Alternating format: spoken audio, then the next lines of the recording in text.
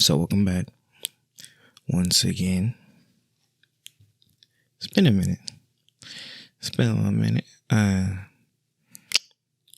Few on the channel, and you know where I've been because I made an update video about it. If you're not on the channel, if you just listen to the podcast, then life, started a new job, still door dashing, trying to take care of myself, trying to get myself right. So just a little distracted. Just a little distracted. I've just been a little distracted. I ain't gonna lie to y'all. Just been a little distracted. But we back. And this topic has been something that I've been discussing a lot in my time of being on, just in my personal time with like my friends and stuff. And it's operating in today's society, in today's world. Me and my co-hosts for my other podcast, we're talking in here. And we were just like, you look back and you realize like a lot of the things that you grow up thinking are important are not in the slightest.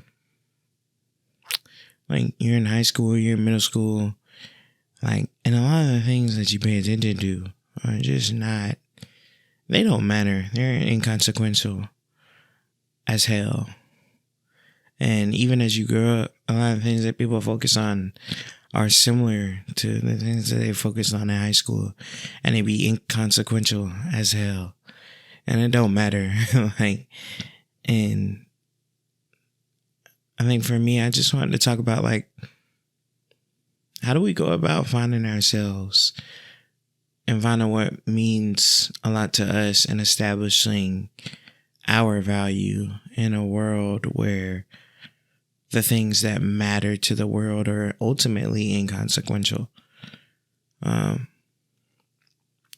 Especially in American society, I'll talk for us. We focus a lot on material things. We focus a lot on things that bring about feelings of pride and flexing on other people, breeding envy and jealousy. Like, we focus on a lot of things that are not positive, even though we try to force them down the throats of people as positive with some of the movements that are promoted in mainstream media. And some of the things that I find on platforms like these, where independent media is really focusing on dehumanizing one another, and trying to put the focus on things that hold no significance in terms of personal growth and development, spiritual growth and development, in terms of how to take care of households, in terms of how to build better family structures, in terms of how to develop teamwork skills, as all of the greatest things in humankind have been built off the back of teamwork. We don't focus on any of those things. And the things that we do focus on is under the guise like we're focusing in on those things, but we're not. And it can be confusing, especially as a young person trying to navigate that. So just a few things from me on how we should go about that, or at least how I'm trying to go about that. And maybe somebody can take some inspiration from what I'm doing. And the number one thing is isolation. Disconnection, I'll say, because not really isolation because I'm around my close circle a lot, but my close circle is handpicked from people where it's based on their character, the things we've gone through together, the way I've seen them handle situations, the backgrounds we come from. We connect on a deeper level. And so I've been around those people because I know their values align with mine. And so that's the first thing I would recommend, like disconnecting from the world and from people whose values just ultimately are not lining up with yours. I think that'll save people a lot of headache. I think it'll save people a lot of confusion And I think it'll put people on a better path. Because for me, I know that when I'm taking in too much rhetoric of the other side, not that I start to see things from that perspective, but I'll know my own perspective and it'll shift sometimes. Where like sometimes I find myself influenceable in a way of thinking that is promoted throughout society, and it'll make me think that everything that the person or that the ones with different opinions are saying are absolute truth. And it's like, because I'm seeing it reinforced, and it's like the reason it's being reinforced is because the negativity of it, the toxicity of it is promoted in society and on social media. And if you're watching it on one platform, it's going to show up to you on another, because that's how algorithms are connected, especially in the social media era. So like whatever you're looking at is what's going to be reinforced to you. And when you get out in real life and you go meet people and you be in rooms and situations and at places, you start to realize that it's not quite like that.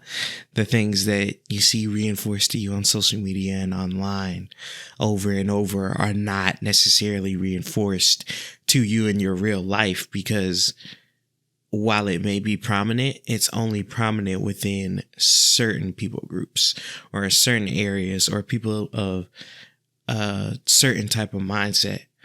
And you're just not going to run into people with the same mindset over and over in real life like you are on social media all the time. And so it's important to disconnect.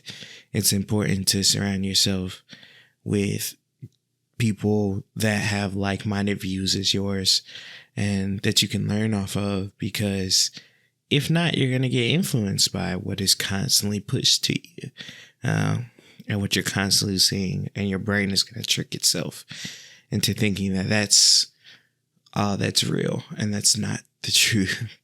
Most of the time, it's just not the truth. So I changed it from isolation to disconnection. For that reason, I've disconnected. I don't have any personal social medias anymore. It's just the one for my photography page and my podcast page. It's pretty much all I got. And then like I have my personal Facebook, but I really use that for the Grandma Table podcast promotion. I don't be on social media at all anymore. It just doesn't happen. Unless I'm on YouTube. And even on YouTube, I watch what I consume now. Because you have to. You have to. The second thing I would say is being honest with yourself. And I know that sounds like kind of a cliche, obvious answer, but I think too many times we lie to ourselves about who we are to try to fit in or to try to get better results from a different way of living or a different lifestyle. And it's like that may just not be you. And you have to be honest about not only what means a lot to you, but like how you want to live and whether or not it's feasible. Like I know that everything that I want to do is achievable. I've seen it. So I know I'm not living in fantasy land. It's just about what it takes to get to it. That's what I'm learning. I'm learning what it takes to get to the life that I want to live. And that's part of my journey. You got to recognize where you are on your journey and accept yourself and stop lying. Because I feel like, especially in America, we have that problem where it's too many people trying to convince themselves that there's something. There's too many people trying to convince themselves that they're high value or that they're this or that they're that.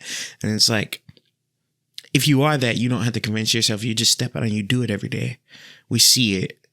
You know what I'm saying? Like it's like to other people to judge you. You don't necessarily judge yourself. Like, so it's like, if you really are what you say you are, if you are what you say you are, a superstar, then how does it feel? The lights are here. Y'all don't know nothing about that, Lupe. Y'all don't know nothing about that. Y'all know nothing about that. But yeah, for real, like, if you're honest with yourself and if you're really being who you are, then you'll see it and it'll be reflected in your everyday life. And for me, the final thing I'll say, and I know everybody's not religious, but for me, it's prayer. It's praying on it. It's learning what the word says about it. It's discussing it with people that have lived religious based walks of faith based lives. Whether that be my grandma, my grandpa, pastor, other people that go to church with me, getting in the word myself, praying, developing my own relationship with God. And I know that's not necessarily something that everybody subscribes to. And if that's you, that's okay. But for me personally, that's really been important for me, because I feel like I have reasons and I have examples where I've seen God just work in my life and in the people's lives around me. And so I take my prayer and I take my relationship with him very serious. And I feel like understanding him and deepening my relationship with him and going on my spiritual journey has actually helped me to be more comfortable in separating from the world and doing my own thing. Not because I think what the world promotes is wrong or anything like that, even though it may be. It's not up for me to judge. It's just something that I don't necessarily conform to or agree with or doesn't match with my values. And getting a better spiritual foundation has made it all the more easier for me to actually be focused and have guidelines by which to follow and have a set parameter to know when I'm following them. And it's given me the confidence to know that I've seen these things work in my life and in the lives of others. So when it is working, I know that I'm on a good path and that I can't be deterred. It gives me a boost in confidence to not be deterred from the path that I'm walking or the way that I'm going or how I view life. Those are the ways that I keep it. Those are the ways that I find my way in this world. Those are the ways that I remain myself, and they're not foolproof. I'm not foolproof. I'm not flawless, but if the advice helps anyone, then, I did my job. I did my job for sure. But yeah, I think that's going to be it for what I'm going to talk about today. Just wanted to get on here, discuss with you guys a little bit. I've had this topic in my head for a little bit, and I was thinking about doing it on my other podcast, and I probably still will, but I wanted to bring it here first for sure. So yeah, that's going to be it. So thank you guys for watching, man. If you're on the video version, you can get the audio version 2 days earlier with the links in the description. If you're on the audio version, you would like to see a video version, they come out 2 days later on Fridays, but you can catch it with the YouTube channel name that is in the episode description. And website coming soon.